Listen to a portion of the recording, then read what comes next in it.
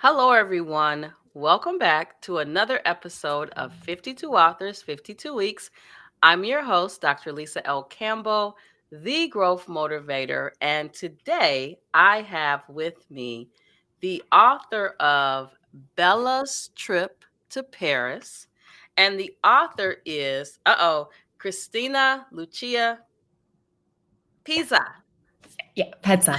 Pizza. Okay. Look, I was practicing, but I tried Okay, my best. you did great. So, thank you so much for joining us today. Before we started recording, I was telling you that I let my little niece Reagan read your book, and she just has such a warm spirit and huge imagination. And so when she was reading the book, I actually should have recorded a snippet of her reading the book because she was reading the book aloud, and was her voice was going up and down as she was reading the book. And so it was pretty magical.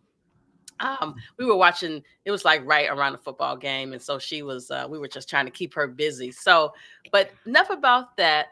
Welcome to the show. And before we talk about the book, please tell our listening and viewing audience a little bit about you and your background, and then we'll get into Bella's mini trips to Paris, as they say. Yes. Thank you for having me. So, as you introduced me, I'm Kristina Lucia Pezza. I'm a children's author and illustrator. My journey actually started when I was a wee one. I was 7 years old when I started formally taking art lessons. And it was one of those things where my mom didn't really know what to do with me. I was always extremely creative. My mother, God rest her soul, was a lifetime educator. My father is a very successful medical engineer with the focus on plastics and lasers. So I came from these very high level engineering box thinking people, and then I'm overly creative. So like, what do we do with this child? And my mother brought me to this art teacher, and I was only 7. You were supposed to be 9 to start taking art lesson. Then she took me under her wing and started training me. And even way back then, all I wanted to do was draw animals. But as I grew my portfolio, because I went to school for the arts, both my first and second degree. Thank you so much for showing. Yeah, that's Bella. I have grown in my interest in art as an artist has only expanded. I do all sorts of different forms of art. I do architecture, I draw people, I draw landscapes, I do flowers, still life.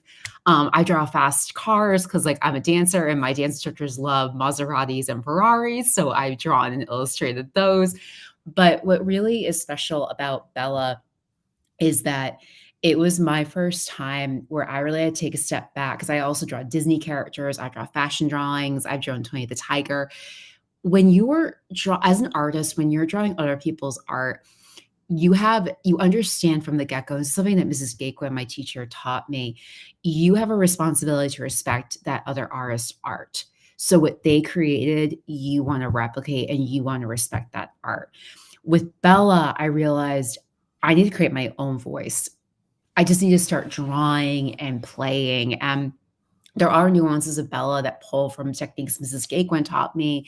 There's also other things that come from the other characters that I've been drawing all these years that I really like the other artists did. And that's really how you grow as an artist too, is you have to be around other people. And in light of that, when I did discover I was a writer, that's another big part about writing too.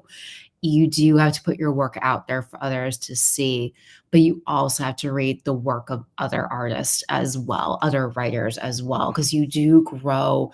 The more you're exposed in the space, the more you're going to grow. And a lot of times, as a writer and as an artist, because I've been an artist my entire life, my writing journey actually came to me spontaneously. I didn't realize I was a writer. When I finally made that light bulb moment of like, oh gosh, I'm a writer, I can do this. I realized, wait, you've been writing your entire life. Like you did well in English in school. You were writing research papers and analytical papers. And then in my college career as a drama major, I was analyzing plays. And then in my corporate career, I was on Wall Street and I was writing research notes and whatnot. So it really wasn't far fetched. And the reality is all that writing, it enhanced the analytical skill of writing, because that's something else that with my art also was done from the very beginning. Just because I was 7 years old, Mrs. Gaquin treated me the same as the older children and the adults, meaning I learned how to shade from day one. I learned how to mix colors. I learned perspective. I learned shading. Now, was it perfect at 7? No. But she knew I needed to do it over and over and over and over again in order to get better at it. And writing's the same way too. The more you have to do it over and over again. And when something I can share with your audience is when I first discovered I was supposed to write my children's series, I sat down, I wrote 10 drafts in a week.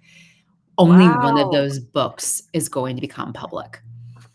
But those drafts, actually, some of them got rewritten and have appeared in my series or are going to appear in my series. And that's the beauty. And even when I first realized I was a writer and I just sat down and started writing, a lot of the things I've written are still never surfaced, never realized. And I think that's an important part to share, because people think, oh, you can draw well because you have a talent for it. Oh, you can write well because you have a talent for it. It's like, no, there has been years of education behind this. There has been a crazy career journey behind it. There has been hours of solitary, but also hours of being in rooms with other writers and other artists and really looking at what they do and why they do it, and also surrounding myself with people like Mrs. Gaquin and all my other art teachers, and even my dance journey. I'm still an active dancer. I'm a competitive dancer. I in my writing, all of these lanes of my life, they're all surrounded by people who can help enhance my knowledge. Like, one of the biggest things my editor does for me, and anyone out there listening who is like, I want to be a writer, I want to write a children's book, I can't stress enough how important a good editor is, because I talk to a lot of people that skip that step, and I'm always like, don't skip it, don't skip it. Because an editor is not just an English teacher that's checking your grammar. They're asking you the fundamental questions to make your book that timeless classic that's going to be read by generations to come. And also, a good editor understands the differences in the business, the difference between self-published and traditionally published, the pros and cons. And a really great editor like my editor, Susan, who I love and adore, really will get to know you and be able to pull you through that dark hallway and bring you to the right door that you're supposed to turn. And like, Susan has been very instrumental in my process and in guiding me to these present moments. And I have an amazing marketing strategist too, Melanie, who also helps me a lot. But there have been some, when I'm talking about my writing in particular, and Melanie also has like guided me down that hallway, and other people too. But Susan was the one where we had that really deep heart to heart and really talked about it. And you need that, because I need that with my dancing. I need with my art, because you do get so in your head. Because I'm personally, for me, I'm one of those very passionate creatives. Like, I see things, I'm like, oh, I want to create that. And it would always baffle my mother, because she would be like, what are you looking at? Or like, what are you doing? And like, I'll see things and I'm like, okay, wait, I see the shape. And like, I can translate. But at the same time, I also have that awe when I talk to other artists who are who are in lanes or practice types of art that I don't. I'm like, wow, that's how they do it. Or, wow, it's amazing they can see that. And it's that curiosity that keeps us alive and keeps us creating and keeps us going. So that's a little bit about me in a nutshell. Yes, I love it. Well, you talk about so many different things, so I kind of want to just highlight a couple of them for our listening Sure. viewing audience. So, number one, you talked about, as a writer, reading the works of other writers has helped you. So, I am a reader. obviously, because of 52 authors, 52 weeks. But I'm reading the books of the authors that I'm interviewing, but I'm also reading all sorts of self help books because I believe that we should always be learning faster than we're Mhm. growing, right? And so for me, I want my growth to be for a lifetime. I don't ever want to stop growing. And so I think back on my first book where my publisher did some edits on the book. And as I look back on that experience, this next book that I have a full draft of, I am approaching it from a different perspective and really drawing upon what I've learned from other readers. So I will have like 40 books stacked up, and I've earmarked different pages and, like, you know what? They did this way. I, I really like that, but I would do it this way. And Mhm. so I'm so excited about the book. But something else you said that really resonated with me. For this book, I'm going to have some different diagrams in the book. And as I do my so I go to Starbucks with a paper copy of my draft, and I'm sitting there reading, and I get to one point and I'll say, you know what?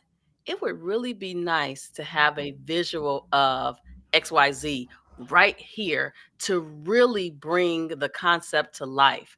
So as I look at Bella and I think about my journey, I realize that there are so many really cool things you can do to tell your story, to help Mhm. others grow. And so I'm so happy that you said all of that because it really, for me, confirmed that, yeah, you're on the right track. You're not crazy, right? You know how sometimes you have those things that you tell yourself and you're Mhm. wondering, is that good or not? But you just confirmed for me that I'm definitely on the right track. I literally was going to bed last night and was like, you need to put XYZ in the book on this particular page. And of course, you know what I had to do? I had to go get up, find the draft, write myself that note because I'm Mhm. going to forget. And so, for anyone out there who's thinking about writing a book, I say definitely do it. I have a friend who I have been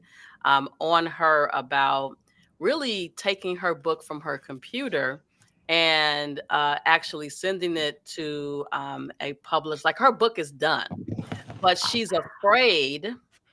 She is afraid. So she's, first of all, she's struggling with the title. She is afraid to tell her story. She's wondering if she should wait for some people to die to tell the story. And one of the things I said to her, and it was just this past weekend, I said to her, you don't know how freeing it is for your story to leave your computer, hit the printed format, and be out there for the world, because those things that you've been holding on to, you literally let them go. Now, I completely understand wanting to wait till some people die, because some of the things she talked about in the book. I just read Stephen A. Smith's book, right? And in his book, he talked about how he didn't release his book till his mother died because he didn't want her to be embarrassed by some of the Mhm. things that he wrote in the book. So listen, we are like halfway through the show. We have to talk about Bella. One Yeah. of my desires is that I can take 52 authors, 52 weeks into the elementary schools and allow kids to experience adventures like Bella. How many kids will never leave their neighborhood, never leave the state, Yeah. never leave the country, right? So just opening their eyes to Paris is definitely something that I think is really beneficial. So let's talk about how this book came to be. And this is not your only book, because I was on Amazon. You have lots of different options for books, but how did Bella in particular come to be? So Bella came to be because one of the biggest things with writing a book, and this is also where children's, you can't fake this step. Other genres you might be able to slip by without it, but one of the biggest things I learned from my editor, Susan, and also from my marketing strategist, Melanie, is that you need a mission of your series. And that's really important because if you want people like Melanie or Susan to really pick you up and work with you, they're going to want that. They're going to want that, especially if you want to build into a business and you want to be successful. And so the mission behind my series is all about communication between children and parents and improving it. And by that, recognizing and identifying feelings in others. And that comes from my personal healing journey. My mom, God rest her soul, passed away. It's going to be, gosh, it's going to be 7 years this coming November. In light of what your friend said, I totally understand, because when I do talk about my mom or I talk about my past, I always, from my healing journey, I've learned to talk about it calmly, how I got through the traumas, how I survived and whatnot, because I was abused very systematically and very consistently. And part of that's because I was raised in an environment where people couldn't talk about feelings. And unfortunately, my mom did suffer from a lot of demons. And the day she passed away is actually the day I got my first piece of mail addressed to my LLC. And I know she and my grandma were sending me a sign and telling me, we need you to do this. And I didn't know I was a writer till a year later, but I knew they were setting the motions for me to get to that moment to realize it. And I'm actually named after my mother's mother, my grandmother, Lucy. So my grandmother, Lucy, always went by Lucy, but she's Lucia. So that's why I'm a Lucia. And so I was like, I knew I owe it to my grandmother. And so that was the big thing that really solidified it. And so then from there, I was able to really finalize the title list and start building out the stories more structurally. And so what I did is I focused on transitions or skills that we all learn, because I wanted everyone to feel welcome. And I purposely chose the characters to be animals for that reason, because as a Caucasian woman, people think, oh, you've never been abused. You've never been through all of this. But it's like, well, actually, I'm from an Italian immigrant family that came over when Italians were lower than low. So, and I have been abused my whole life. So yes, I do know something about this. Like I do. You know what? I I'm really so tired of people making assumptions about different races yeah. based on what I would say the media wants us to Yes. believe. You know, someone said to me, well, I know that you understand about experiencing not having anything to eat, or maybe having less than optimal living situations. And I'm like, you know what? That's actually not my story, right? Yes, my parents were divorced, but my family is a very tight knit family. And when my parents got divorced, my grandparents swooped in and basically made sure that we had everything we need, that we felt loved. We got home cooked meals with like 8 vegetables, which my grandfather still has meals with all those vegetables today. But we make these assumptions about people based on their skin color, not really realizing you need to take the time to know the person. And so Yes. I have to show my friend this episode. I have to make sure, because she was too a victim of abuse. As a young woman, and wound up getting pregnant and married her perpetrator. And I have, as a growth coach, I feel like I'm responsible for helping others see that they can grow and move past whatever thing happened to them earlier in life, but you have to be willing to let it go. Yeah, absolutely, and that's a big thing that I do with Bella. So I'm Catholic. I am Roman Catholic, and I have a very strong sense of faith, and I think because of my sense of faith, that's why my imagination is so big, because I often get teased by my imagination, and I'm that godmother that's, like, on the floor playing, and if I remember my godchild when she was only 2 years old at this time, and she was pushing her, grocery cart. I said, "Are you going to the market?" And you hear her baby voice. She's like, "Yes, I am." And I'm like, "Can you give me some milk, please?" And like, just imagination comes to me very naturally. And so when it comes to like the 12 steps, which I do work in addition to my religion, step one comes to me very easily. And I realize that I have to be patient with people, because to me, it's like, of course there's a God. And I'll go even further. I believe that God has a waiting room and an office. And I believe my grandma's in there at 7:30 saying a rosary, and she's cutting the line every day and is in there first thing at 8 a.m. And God's like, Lucy, I'm working on it. And, please forgive me, everyone. My grandmother will only listen to an Italian man. So that's why he speaks to her like an Italian man. I think, I really have this huge image of heaven, that there's a space for all of us. And people tell me that, I had a friend tell me once, she said, I think heaven's a beach. I think my mom's on the beach every day. I was like, that's so beautiful. And I talked to someone else where they believe that their higher power God is a rapper. I'm like, that's so cool. And it's that openness that I want to radiate through my books.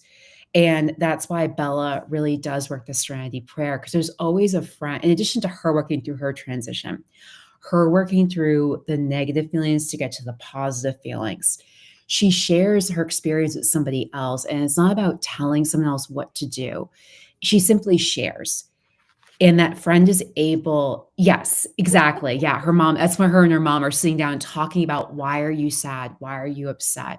And having that space to do that. And it's really important, I feel, to have that. In the back of every one of my books, I also have activities beyond the books, because again, only you know your family dynamic. Only you know how people work. Like I personally have a relative who does not like stimulation. And we were talking about before, I live in New York City. I'm in constant stimulation. I enjoy stimulation, but when I'm with them, I realize, okay, there's not going to be music playing. We're not going to watch a movie. Okay, they need their alone time. I need to respect that, and by being aware of those things with people, I find I'm able to develop my relationships further. And that's the goal of activities beyond the book. Because honestly, I can't tell anybody what to do, because I don't know your family. I don't know, unless I really knew you. And even then, I kind of like an off topic example, but it does relate. I had a friend who had gone through a divorce, and she was dating again. And she was seeing two different men and couldn't decide. And she said, Kristina, I know you're going to tell me what I need to hear. What do I do? I said, I can't tell you what to do. What I can say is, this one's offering you this, and this one's offering you this. It's a matter of you figuring out, what do you want? And that's the right decision. And I also told her too, I can promise you, I will love you regardless of what decision you make. And when she was going through that divorce, right before she went through it, I remember talking to her, and a couple of days later, she told me that she was separating from her spouse and divorcing. And I remember walking through the train saying, please forgive me, but I can only listen, because I love you and I'm always going to take your side. I can't give you advice. I can't comment, because I love you too much and respect that. And that's really what I'm doing through that's what I'm showcasing through these books. Because when you heal from a trauma and you start making that choice to live a fuller life, you get there. And, there's also a lot of Easter eggs, because like my mom always gave me a hard time about Paris. She gave me a hard time because I love it so much. She gave me a hard time because she would turn to me, right? I'd look at me right in the face and say, I hate Paris. I never want to go. I was like, well, then don't go. And like, I love going, so stop haggering me, And there is, spoiler alert in the book, there is one moment, because I love Notre Dame. It's my favorite. I still walk by it, even with the fire. I like still walk by it. And a couple years before that fire, I went in and I bought my mom a rosary, and I went and had it blessed. And for all the Catholics out there, you will know this like face that I got. My mom looks at me on Christmas morning, like, it's blessed, relax, it's blessed, and like, Catholics, we think everything is like, and I'm the same way too. I'm like, is it blessed? Is it blessed? Side note, but I gave it to her. And then when she passed, I was going through her things on my own, and I was looking for that rosary and I couldn't find it. And so I asked my sister, I said, I'm looking for this rosary I gave mom. I got Notre Dame for her. And she's paused and she said, can you describe it to me? And I started describing it. And she's like, I'm 99% sure it's with mom. And I know it was my mom intervening with her and our brother, because she wanted a piece of me in there. And so fast forward to this book coming out, Notre Dame it just reopened, as we all know. Aunt Sue is based on my mom's best friend, who's very very dear and near to my heart. Like Sue is my lifeline. I love her so much. She and my mom became friends when they were 14 years old and in high school.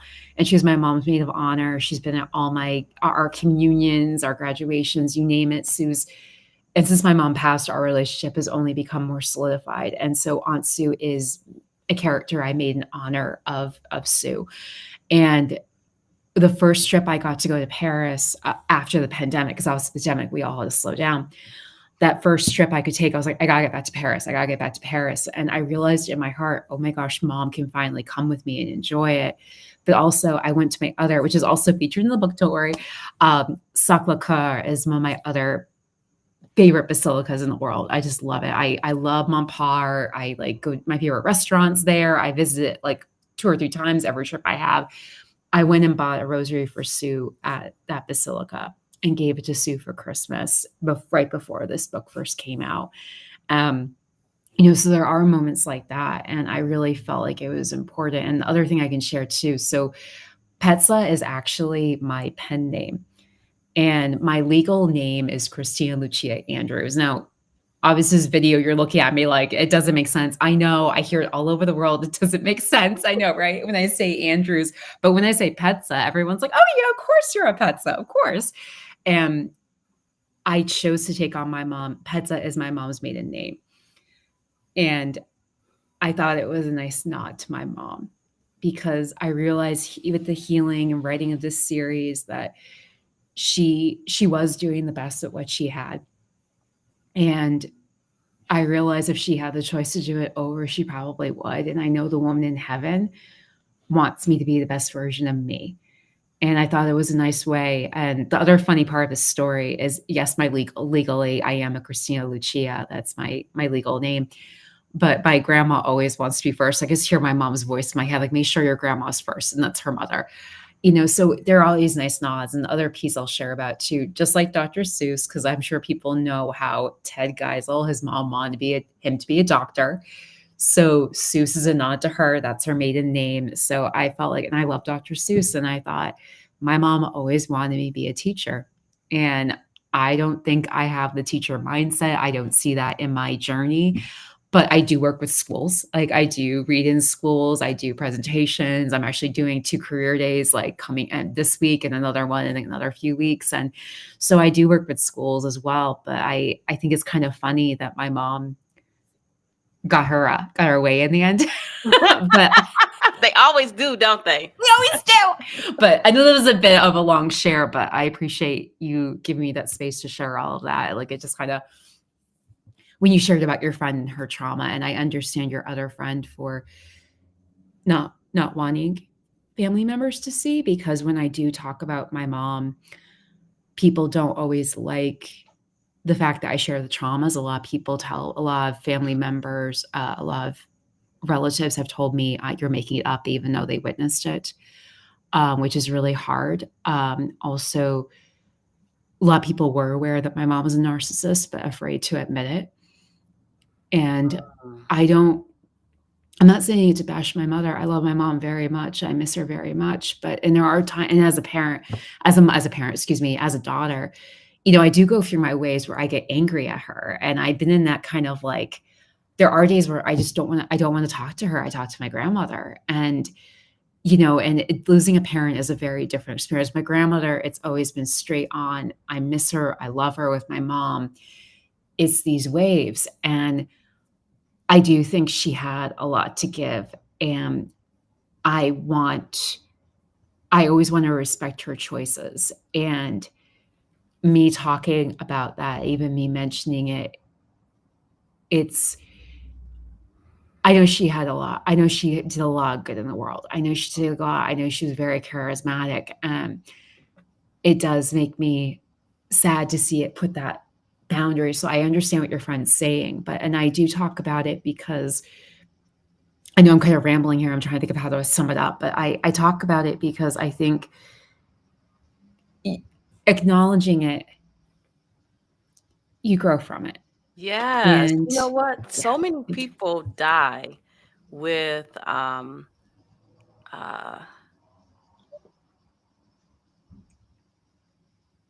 what's the word I want to use? Like regrets, Secrets. They secrets, die secrets. with secrets, right? Like, Yeah. um, it back in the day, you didn't talk about it, right?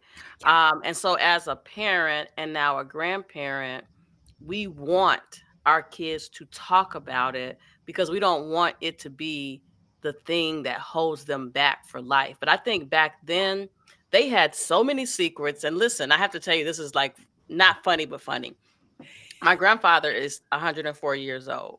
And Wow. one of the kind of the running jokes that we have is that when he dies, we think we're going to have some cousins that show up at this funeral that we didn't know about. But it's just the things that they didn't talk about. They just did not talk about it. And um, I'm grateful for you sharing your story because number one, kids definitely need to meet Bella and Bella's journey because, again, like I said earlier, some kids never leave their area. So just to see Bella on the plane, Bella in the hotel, just that whole experience to me gives them hope for things that they could be doing in the future because Yeah. they're seeing it in a book. Now, we got to get them to read the books because that's the other problem that I think reading is a lost art. My father took us to the public library very early in life and basically, I would say, I'm not going to say forced us to read. Let's just say encouraged us to read. And but for me, I love reading. And one of the reasons I love reading is when I was younger, I was told that I wasn't comprehending what I was reading based on those standardized tests. But Okay.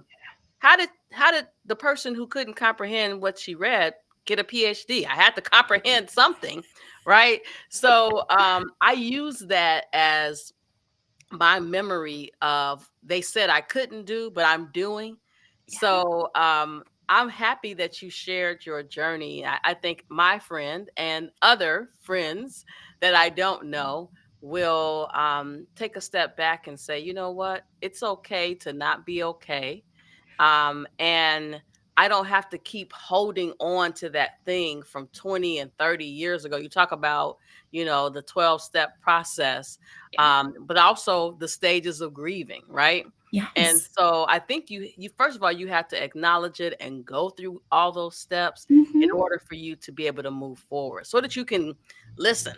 I want to go to Paris. Bella went to Paris. Lisa wants to go to Paris.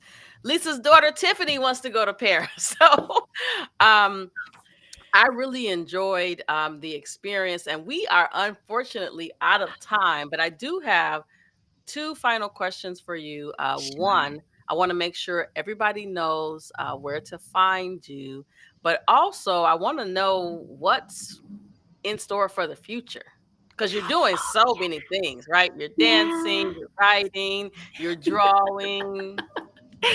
So many things. So how to find me. So you can always find me on my website, which is KristinaLucia.com. I do have tons of coloring printables because when you mentioned about getting kids excited about reading, I create printables for all the various holidays, and I'm actually like building it out even further this year. So you can always download all of those, and I'll make sure to share a link to my current printable because I do send out emails like announcing like, hey, this is up on the website, etc. The other place you can find me always is on Instagram. I'm very active on Instagram, and I'm also developing my Pinterest and YouTube channels. And my Instagram is Kristina Lucia Pezza, Pezza. And that's the same way you can find me also on Pinterest and YouTube. I'm working on developing that as well. So I'd love to share that with your audience. And what's in store? Such a good question. So by the end of this year, this series that we were sharing here, book 15 of a series will be out, as well as all the accompanying coloring books. I'm also a crocheter and knitter. So I do crochet my characters right now, Bella and her 5 friends, but I'm actually manufacturing the stuffed Bella right now to get my price point down. Thank you. Yep, that's her there. That's Bella and I. So yes, I will have the crochet characters always available, but I wanted to start manufacturing because I wanted to get my price point down and more affordable for people. Because when you're hand making, I can only I can only do so much. And then the other things that are happening, I'm actually embarking on my first product collaboration right now with a woman. Her name is Hillary.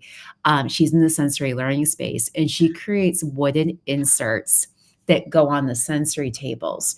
And right now we're keeping it really simple because we're getting to know each other and figure out what works. So she actually, for Bella's trip to Paris, for example, she created a map of Paris and then inserts that you can match on the map so you can follow Bella around the story. And, fingers crossed, like I would love to be able to license my drawings to brands and be able to produce, because another project I'm working on too is partnering with companies that produce children's pajamas so that we can do book pajama bundles. And the same thing, starting off small where we're putting two products together that relate, but hopefully eventually it'll turn into licensing. So Bella, my illustrations, and Bella can be on pajamas and other things. Kind of like a Lisa Frank feel, but a little more sophisticated. That's kind of where I see things. But yeah, so many things. And another thing too, I thought like I should mention I'm also working on, like, it's still very early days, but I'll just throw it out there in the universe. I'm working with my contact on her introduced me to hotel contacts. So I do have this goal of getting my coloring printables into hotels and maybe creating like a product bundle. So when you go to hotels, you get a welcome package. That's a Bella welcome package. And I do have Ezra Elephant in there too. There are male characters. So it would be nice to have a boy girl option, because I realize sometimes people do want that. But the beauty of Bella is, and I'll just share this to wrap up. I am Bella. Bella actually is my nickname. Like, my dance coaches call me Bella, my female dance coaches. And if a man doesn't know my name, I mean, I'm in New York City, so my city people, like people, you get called, people call Yeah. out you, and you're just like, let me do my thing. But if men don't know my name and they want my attention, they'll call me beautiful, or my Italian friends, I'll call me Bella. And so I owned my nickname when I wrote Bella, and I do have an memory like an elephant. And the irony is that, and again, this is something that I feel like writers and artists will appreciate. When you're writing and illustrating, you want to give your audience a piece of yourself, but also what they want. And so I knew going in, because I had someone give me a hard time about this, like, oh, it's too feminine. It's not. Like, no, I'm feminine. I'm very feminine. I can tell you right now, little boys and little girls respond to me equally. Like, my nephew is all about the garbage trucks, and we have a blast. And honestly, if I were to show up in jeans and a t-shirt, he'd be like, are you feeling okay? Like, it's like, because it really, my point of this is being your true self. Mm-hmm. I am a very feminine woman. I am a very fancy woman. I like to cook and bake. Like, my biggest joke is I don't put together toys. I make toys, I don't put them together. My nephew handed me a box, not this Christmas, previous Christmas. And I was like, oh, baby, I don't do this. And I handed it to our friend who's an engineer and has tools in his pocket at all times, and he takes care of it. But when we're able to be our true selves and acknowledge, hey, this is what I'm good at, this is my strength, and partnering ourselves up with people that can meet us. And it's ironic because, again, probably going off topic, but like with the Christmas holidays, I do Christmas dinner and my brother-in-law does Christmas Eve. And part of the way that panned out is that I'm from an Italian family and we do the 7 fishes. We don't eat meat on Christmas Eve. And my brother-in-law is amazing at meats and he's amazing at fish. I am terrible. I'm a creative. I do the homemade ravioli. I do all the other stuff. Like, I'll cook the 3-course meal. I love it. I'm better from scratch. That's my strength.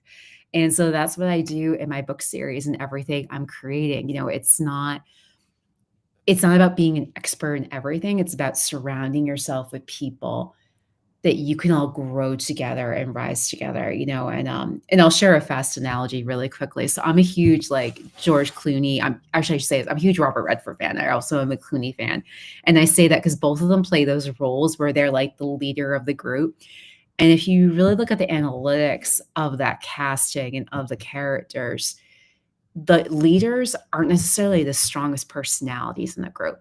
They're not necessarily the ones with the strongest knowledge, but they know when to listen. Because when Sidney Poitier in Sneakers says something, Robert Redford's character knows when to really listen to him. because Sidney Poitier's character, like, and he just smells danger, and he's like, "Shut off the computer, shut off, shut off." Whereas Redford's still curious, but then he hears Sidney Poitier's voice like get thicker and gets stronger and more aggressive, and he's like, "Okay, we gotta shut this down." That's what I that's personally something in my journey that I'm aspiring to do, is like really put myself in this space of curiosity. And because you learn from everybody. And my nephew, who's now 4, he actually, oh, this is like really fast share. I get another fast share. So in the back of my books, I don't know if it's in all of them, but we started putting that page with all the books there. Now, this came from one lovely morning. I'm not a morning person, but I was up brushing my teeth because I had an event that day and I want to make sure I spent time with my sister and her family before I had to go. Well, Caleb, my nephew, heard me up, so he joined me. And we're still both in our pajamas at 6 a.m. and we are leading Little Blue Truck and beep, beep, beep. And at the end of reading, we're going in the back with all the picture of the books, and he's pointing out like a menu. And I thought, oh my gosh, why am I not doing this in my books? I am a grown woman and I am a reader and I am a writer. And how did I not? And I raced to my computer as soon as I could, email my publishing agent. I'm like, we need to include this now in my books. And so you never know who you're going to learn from. And it took Absolutely. my then 3-year-old nephew to point out a basic marketing element that I've seen my entire life, but like it didn't click until like, again, at 6 a.m. when like I'm just reading Little Blue Truck, because that was my life at that moment. And I mean, I love my nephew. I would jump off a bridge for that kid, but like, you're a parent, Yeah. you know, Well, listen, we are definitely out of time. I've enjoyed learning more about Bella, more about you. I'm excited about the future products that you're going to do. And one thing I love about these recordings is that they're out in the atmosphere, which really is like your accountability partner, because you said you were going to do it and someone hears it and they may say, hey, you said you were going to do something sensory in nature. Is it done yet? Yeah. So I love it. So listen, everyone. I want to thank you so much for being here today. This has been another episode of 52 Authors, 52 Weeks, and we will see you